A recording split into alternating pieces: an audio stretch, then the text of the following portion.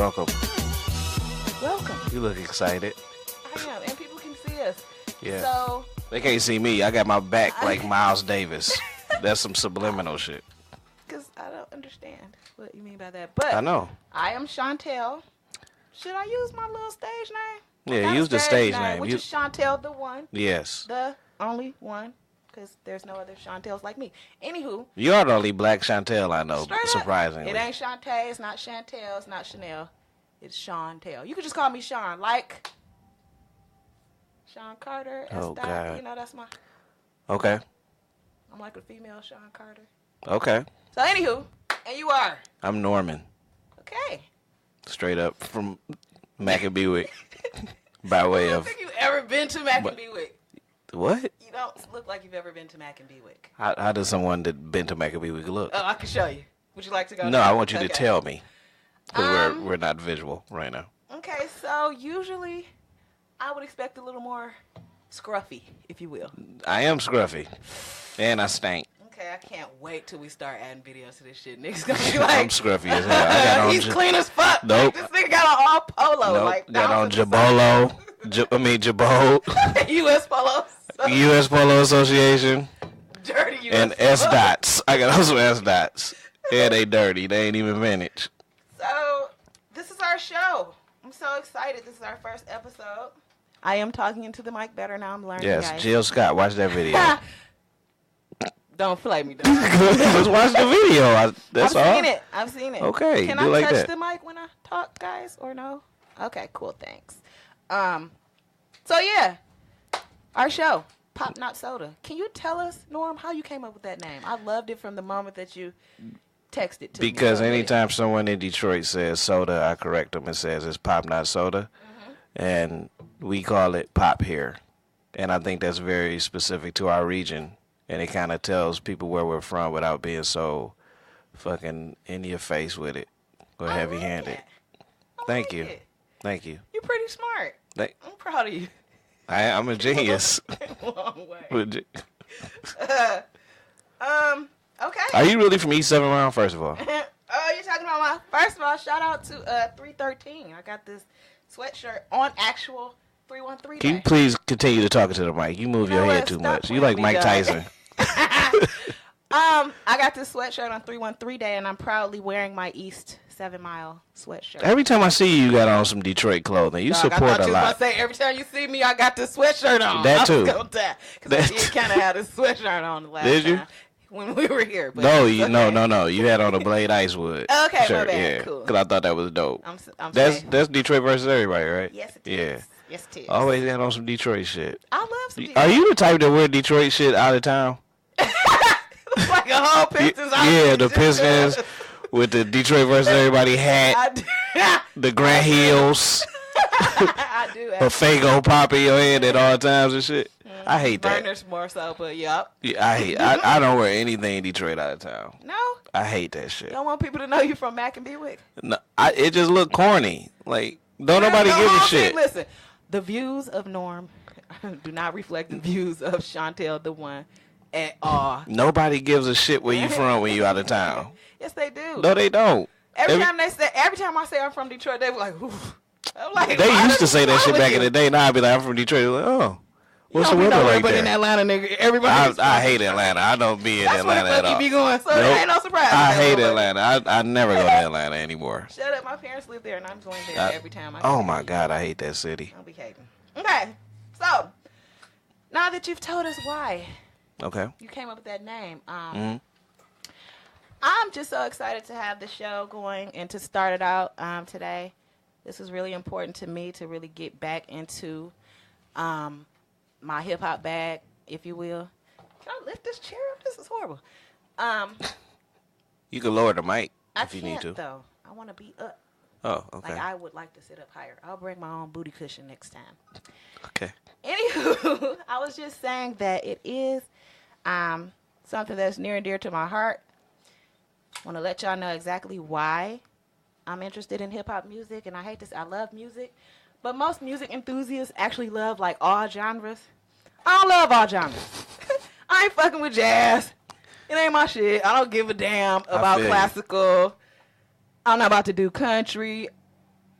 top 40 pop is really like pushing it, but I will if I had to. Right. But yeah, even old school. It's cool. I love like adult contemporary, but nah. Right. I only have a passion for hip hop music, specifically hip hop music circa 98, 99, 2000. I know we're gonna have a lot of conversation about that. But that's my jump. That's your golden age. Yeah, man. That's where I felt alive and free and able to create. And so I was just saying, like, my intro to hip hop, I've had many ups and downs and many heartbreaks and heartaches, but many triumphs. How did you have heartbreaks from hip hop? With music. I'm going to share it with you. Okay, now. go ahead. I'm sorry. So it all started, it was a dark and stormy night. That's how people start out their stories for some reason. I don't know why. But anywho, it all started when I was in high school, right? Right. So I wasn't allowed to really listen to like hardcore hip hop music, and then one day, because you was a Jehovah's Witness. Nah, because my mom was like, "Nigga, nah, like, okay, we ain't doing that." And you were a Jehovah's Witness. Go ahead. I'm not a Jehovah's Witness. Bro. You look like one. What do a Jehovah's Witness look like? Scruffy? No, you just look like the type that would have been a Jehovah's Witness. Jumping Like I would, if I was dating you, you would be like, "Guess what? I'm a Jehovah's Witness." I'm like, "Damn, for real? I ain't got to get you nothing for your birthday or Christmas or Christmas." Yeah. Nah. So she just wasn't having it. Like my mom was super strict, so couldn't really listen to a lot of music, and she would be the one trying to enforce me into other genres of music to appreciate them. So I appreciate that from Mom. Shout out to Mom. Love you. But one day I went down to a radio station in high school. I think I was a senior, and I said, "You know what? I want to work here. What do I have to do in order to work here?" And they was looking like, "Well, we usually don't have interns for high school students. You usually need to be a college student to get in." But I was like, "Well, I'm not leaving until I get to be an intern. I could clean up. I could do something." So they let me actually become an intern. So I was like the first high school intern. You may remember the station. It was 105.9 Jams. Anybody remember that? Yeah. Spud was a host on there back in the day. Y'all remember that? Yep, I do. Yeah. Okay. I saw Spud on the bus one time. Fucked me up. That's my homie too. No, I'm just saying. Many a time. You've been on the bus many a time too. I saw him on the bus. Yeah. I was on the bus. Yeah. Where you was going? Eastland. Were you on the Mac bus? Yeah. Yeah. That made me chuckle. Yes, I was on the 31 Mac bus going to Eastland. We went every Saturday. For real? Yes. What time? Probably like 10 or something. We would go out to the fucking mall every Saturday on a Mac bus and hang at the mall for like 8 hours. Did you used to go to Sam Goody and hang at the mall? No, you ain't just staying once. You walked around you just stayed in the food court and the Sam Goody that was down there. Trash. That's trash. How you gonna just stay in one? You was what? We didn't have no money. I said corny. Oh.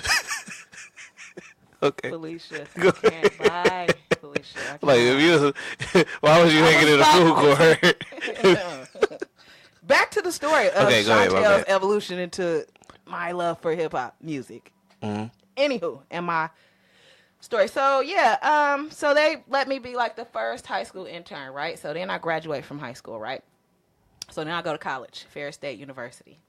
When I was there, I said, "Oh, I want to do more." So I said, "Oh, they have a radio station here." And so then I just decided to become a part of the FSU radio station. So they allowed me to kind of learn about like I wasn't in a broadcasting program, but I was allowed to help DJ gigs, parties on campus, just do different stuff like that. So it was cool, but then that ended because I had got kicked out. Yes, I did move my head away from the mic on purpose because I didn't really want to say that out loud, but I'm living my truth. Okay, I had got kicked out. And so, but before I got kicked out, we didn't have any music for our radio station up at Ferris, right? So I said, let me just get on the internet and start calling record labels to see if they would send us some music. So I called up Bad Boy one day, right? Like first person, call Pete Diddy, I'm calling. Call Bad Boy, meet this guy Billy Orr via phone. He's like, "Hey, you sound like a pretty ambitious, high college student or whatever. Would you like to be a college rep?" I'm like, "Yeah, what's that? What's a college rep?" He's like, "Well, Bad Boy's going to send you music, which is what you asked for. But not only do I want you to get it played on your radio station, I want you to distribute it to all the colleges in the Midwest. I'm going to give you enough product to make sure that you, and like a FedEx Kinko card, to make sure that you can send out music to Michigan State, Central, Michigan, UAD, all of our, Detroit and Metro Detroit, Michigan colleges or whatnot. Mm-hmm. So we don't want you to do that. It's a real job, and this is what we're going to do. So every month, I was the girl on campus that had all the CDs, right? Right. Making DJ lists. They were real CDs? Like yeah, full albums? whole albums. Wow. But that's when, excuse me, y'all. Like G-Dep and shit like that. I totally worked the G-Dep album. Yes, you Shut did. it. I did. And you liked it. I have a friend who's in the studio, not on the mic right now, actually, but he knows about all of the... I feel like you've been around so long that you probably helped me, like, carry the crates of CDs many times. He was a DJ. Stuff. No. You sound like one. I wasn't a DJ, but I'm just saying, like, I was always the person with, like, music shit in my room, or that's what it was. So then that happened, I got kicked out, right? So now I can't be no college rep if I ain't in college, right? Right. Fuck me up, like. What? Okay, go ahead. I was kicking it. That's how I got kicked out. Okay. We're not going to talk about that anymore. Anywho, so I come home, right? Go back to the radio station. Mm. But this time I go to JLB. So I become an intern again. College student again. So now they done let me back in Wayne State. Okay, cool. I'm back on, right? I met this guy. His name is Drew. Shout out to Drew Rives, Def Jam Drew. You already know who you are. A mentor, personal friend, like just really somebody who sold into me. So shout out to you. But so I met this guy, right? At Summer Jams. Remember when they used to be at the State Fair? Yeah. Yes. That's how long ago it was that I was working there. Wow. So I met him and I said, hey, how do I get to work at like Def Jam? What can I do to do that? He's like, well, I'll let you know. Never seen him again, right? Never seen him again until like a year, maybe 2 years later, right? So I bump into him after a concert at the Athenaeum. If you've been in Detroit, everybody know whenever there were concerts, whenever artists came to town, they always stayed at the Athenaeum. It was like tradition. That's not the Athenaeum, Norm. I know. I was just checking. Okay. That ain't the that's still the Pontchartrain? That's the damn Pontchartrain. It's the reopened Pontchartrain. Oh, didn't they change the name? We are recording at the Foundation Studio, which is like super dope in here. I love it. But yeah, we're across the street from the Pontchartrain. That ain't the old Pontchartrain. It's called something else now. Go ahead. I'm about to find out. Okay. Google it while I'm talking. So anywho, so I saw him in the lobby. Crown Plaza. Oh. Go ahead. Goddamn devil. All right. So I saw him in the lobby at the Athenaeum, right? I walk up to him. I'm like, hey, aren't you Drew from Def Jam? That nigga looked at me and was like, nah. I was like, but you a big dude. Like, he is, like, recognizable. So I'm like, okay, maybe I was wrong or whatever. So I walk to the lobby. I'm walking out. I pull out my phone. I still got his number in my phone, right? So I walk back into the lobby. He over with the, I don't even know what Def Jam artist it was at the time, but he was there. So I pull out the phone and call right there in the lobby while I'm standing there in front of dude. Like, I thought you said your name wasn't Drew when he picked up. I'm watching him pick up the phone, right? He was like, oh. So I walked back. Is there any way for me to put, like, psycho music in here right now? Okay, cool. All right, go ahead. So I walk over to him like, nigga, I thought you were, you know, why you play me like that? So he was like, wow, you're like super duper dedicated to this shit. Like, psycho.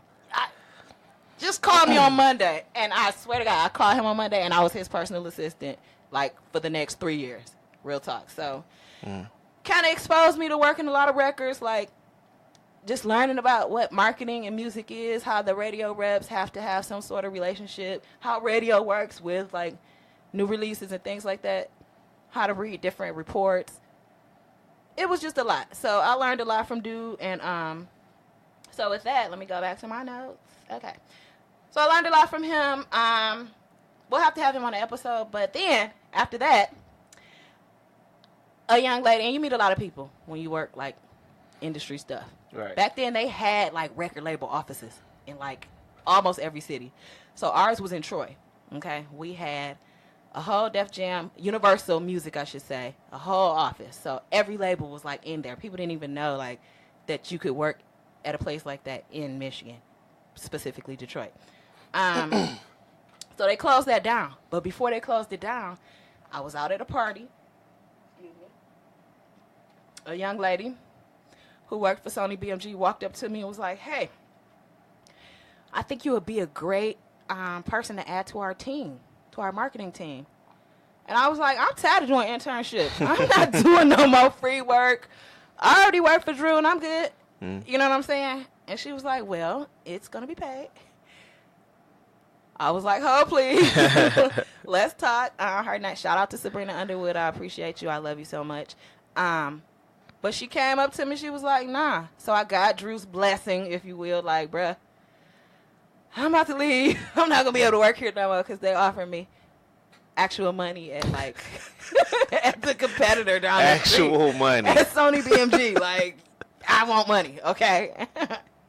So I was able to earn actual monies by working there, and it just really, catapulted my love. I was able to do, like, just so many things that a lot of people never had any opportunity for, like going to music conferences. Like, I was there when they actually tested and piloted, like, the iTunes against the Rhapsody music. Again, like, I was there to see, like, the turn of how people even consume the music or whatever, because it was coming from the labels. Like, they wanted to know what's the best way to, like, penetrate college students. And so we were, like, their whole pilot test group or whatever. But anywho, so that's kind of, like, just a small snippet into, like, why I enjoy this genre. Like, to be able to walk in to your job and work a Beyonce record or work a Usher record. Like, can't nobody say they done did that. Like, you can't. You have to be No, that sounds very dope. Yeah, and real. So when you were like, well, how have you experienced heartaches? Like, why is it a heartache?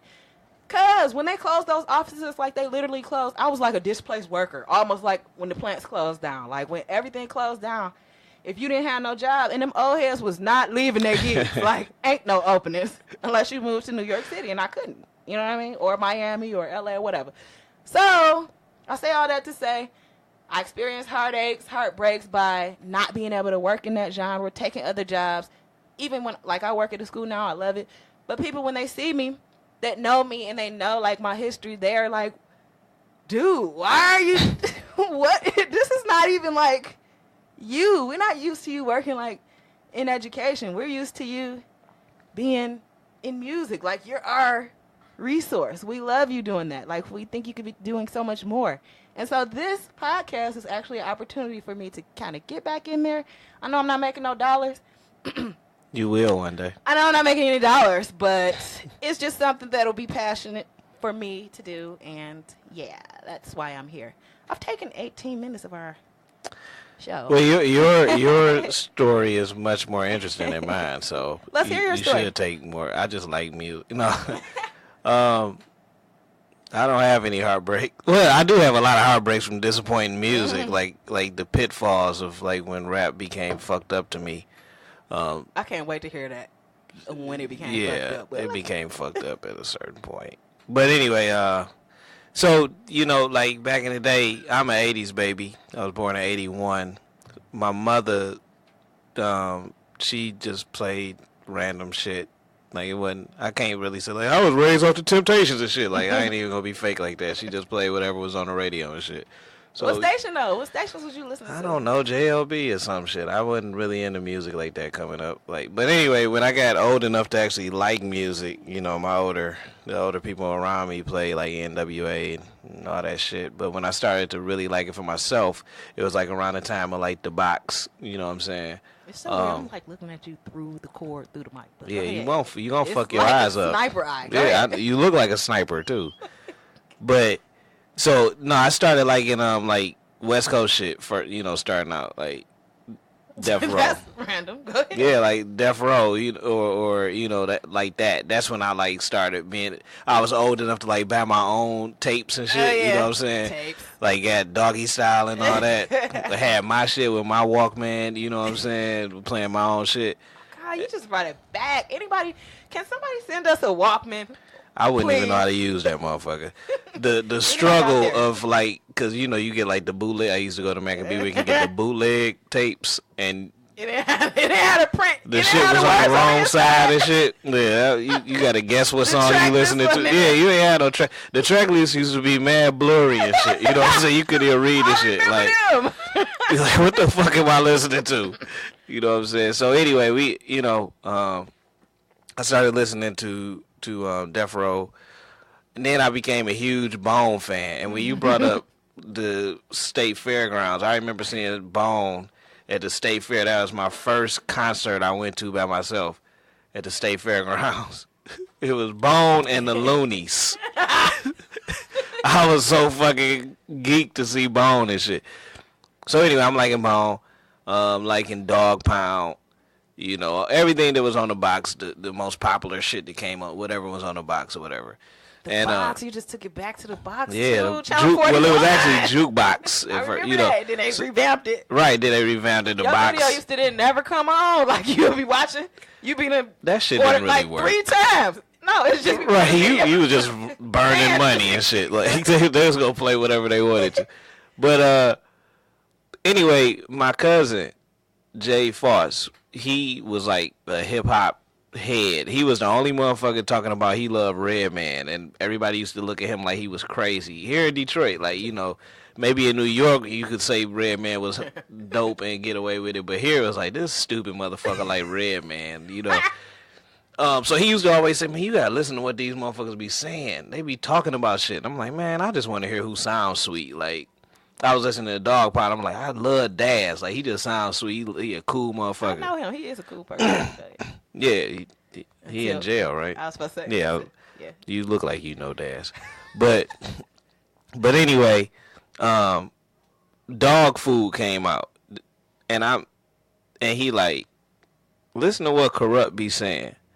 And I remember listening to New York, and hearing that motherfucker, like, the lyrics, he like, break it down, and I'm like, hold on.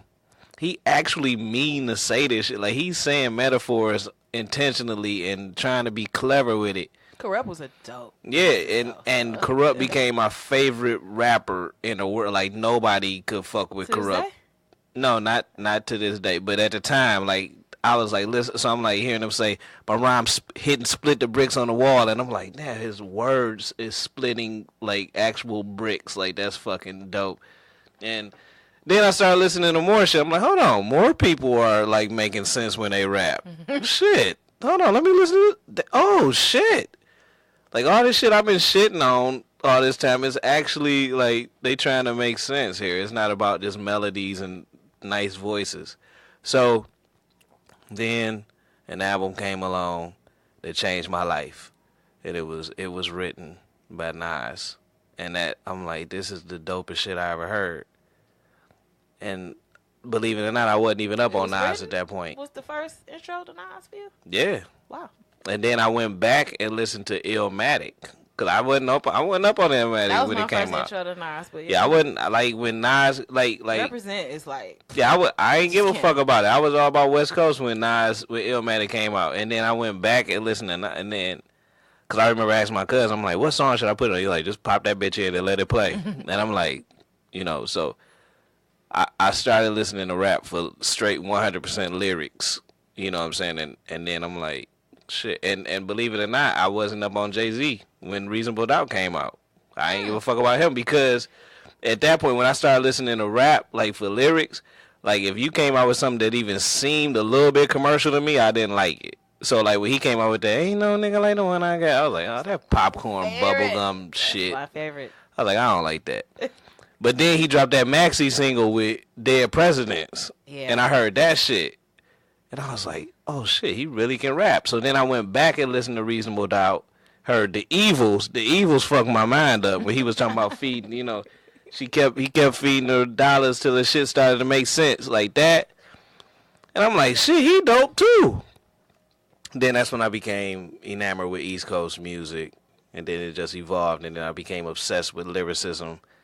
And to this day, I'm obsessed with lyricism. And you want to talk about it. And you want to talk about it, don't you? Yes, I do. And that leads me to the heartbreak part. And we'll talk more about it. But when lyricism became nothing, That's when your heart got broken. That's when I was like, this shit, the shit I've been, because we would be on the phone, like, we would be on the phone for hours just breaking down lyrics. Like okay, when Cannabis came out, that we talking about Cannabis, like, listen what this motherfucker said here. Totally You like deer in headlights. Huh? Cannabis was not never one of the ones I like. Oh God, when he said he charged motherfuckers to breathe and shit, like he sucked all the oxygen out the world and started charging motherfuckers for oxygen and shit, like the way, and he worded that shit in rhyme form. Lauryn Hill coming out with her shit, it was just crazy. Just every month it was a different concert. Those were the good days. And then one day, or at a certain period of time, your boy came along and fucked everything all up. My boy came along. Who that is? Yeah, Master P. First of all, I'm gonna need you to your respect boy, Master P. Your First boy of Master all, P came along and started getting all his fucking cousins, whoever the fuck he knew on the block in the 4th Ward or wherever the fuck he was from, 5th Ward, said, hey man, I got somebody that do beats. Why don't you just jump on this motherfucker and record something? And he was dropping 12 albums a day. Hey, speaking of his albums, who was his graphic designer, dog? He was. Remember that? Yep, he just got some motherfucking rhinestone pictures, put them on the printed. I don't even know how that was. Remember, first of all, you knew a Master P record, like, point blank period, when you saw it. Like, yeah, I know. But then like a blurry graphic. And he became the hottest shit in rap without even rapping shit. That's and lyricism just went away from there. Like, then Cash Money came out. And I mean, make him say, you ain't about to shit on that, dog. Period. Quote a lyric from there, please. Make him say, No, quote. Yeah, exactly. So, so I go from if I rule the world to make them say, you know, and we got people like you know what I'm saying, walking down the street with your bandanas on, and everybody wanted to come out and rap, and nobody actually had to rap. I know a part. It don't stop. We can't stop. Yep. We just no. Remember that? This motherfucker. Yeah. Nah. Look that shit up on Rap Genius. I want to know what that part is. Somebody look it up then. Yeah, you know what? That'll be fun. Please. So that you know, man, I didn't have, like, you know, I dabbled in the rap world, you know, battle raps and shit, but that was, you used to go to, like, that was more embarrassing than anything, huh? Did you used to rap like actual battle people? Yes. Oh my God, we are totally doing a battle rap episode one day. Yeah, we used to. Do you know about battle rap? For real? No, I'm not everybody. I don't watch the shit anymore. Oh, it's the show. I know they rap, like, smack rap and rap battles and all that shit. I remember those DVDs. No, I used to actually go to rap battles. Yeah, like when they had instrumentals and shit. Michigan building. Did you ever that was with Proof in them? Yeah, but I never went to those. But all those people that I battled them, you know, like, we used to go to Ann Arbor at the Blind Pig, every month, battle there. St. Andrews, we battled there a lot. Everywhere we could battle. But it used to be like Quest McCody, shit. Never heard of it. Yeah, but he I never heard of it. But X Factor, you ever heard of X Factor? At least, well, you don't watch battle rap. These are fucking battle rap legends in Detroit. That's gonna be your niche. Yeah, we'll talk about battle rap. We might be able to bring them through, but you know, dope. We used to have to battle on instrumentals. It wasn't like it is now. Like, yeah, you used to have to just take whatever they gave you. Off the basement, how it used to be. And your peoples came and did a battle because they're your people. Like JLB, one of them fucking radio stations had a battle at some club, and all of us, like, veteran battle rappers were in it and shit. And I'll never forget, they put on. What was your stage name? I'm sorry, I'm listening. I'm thinking about my stage name was Abnorm. That, like, my Instagram name. Wow. Okay, go ahead. So, we only got 22 more seconds, dog. You think we? They made me rap over Black Rob. Whoa. That's fucking dope. I love Whoa. It's always gonna close the show out. We'll go to the next one. See you on the next episode. Can't stand her. Bye.